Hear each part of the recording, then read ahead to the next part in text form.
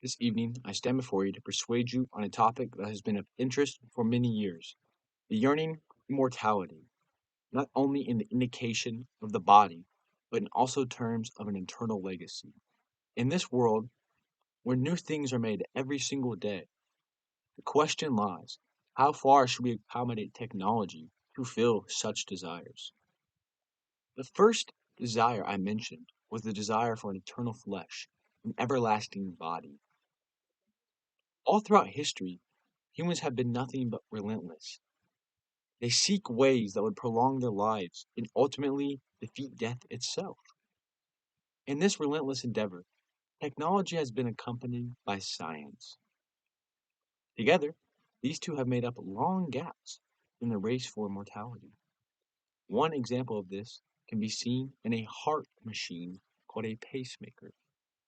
This pacemaker essentially allows your heart to be pumped via technology and only technology and science and machine combined.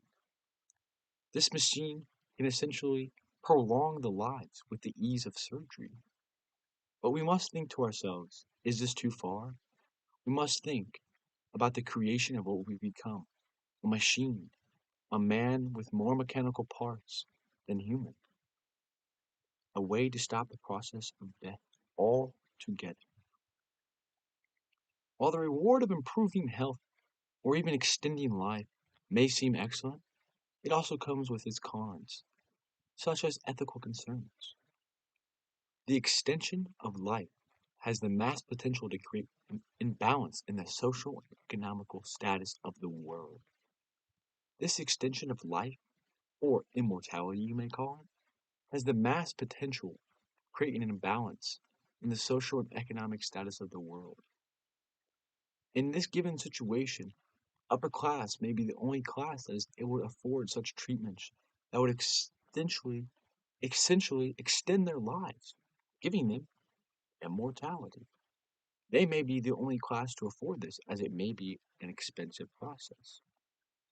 Another issue that is inevitable with the threat of immortality is overpopulation. Overpopulation can create many problems. One of these problems: food, resources, places to live. All of these are terrible, terrible problems that we are not ready to accommodate.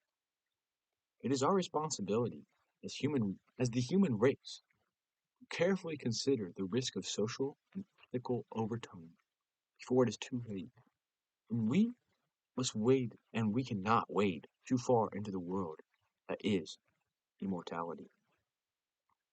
The second major concern I mentioned was the desire for immortality through an external image, one's legacy.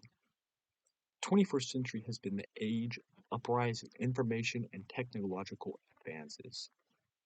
From connecting only in person to connecting in an instant like social media. With social media, people are able to leave their presence everywhere at once without ever being there.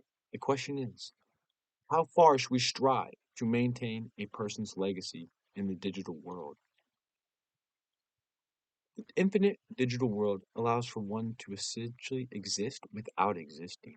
The concern with the everlasting effect of one's presence is the threat of digital security. How do we as humans balance the digital safeguard and the preservation of one's legacy while also avoiding the threat of private information being taken from somewhere and used for one's purpose, or even manipulating one's digital eternal image in a negative way? Think about the effects of that. In conclusion, the yearning for immortality, both in the pretext of an eternal body or an external image, is a difficult and two-faced idea. Every day is a day that could result in the miracle of immortality discovered.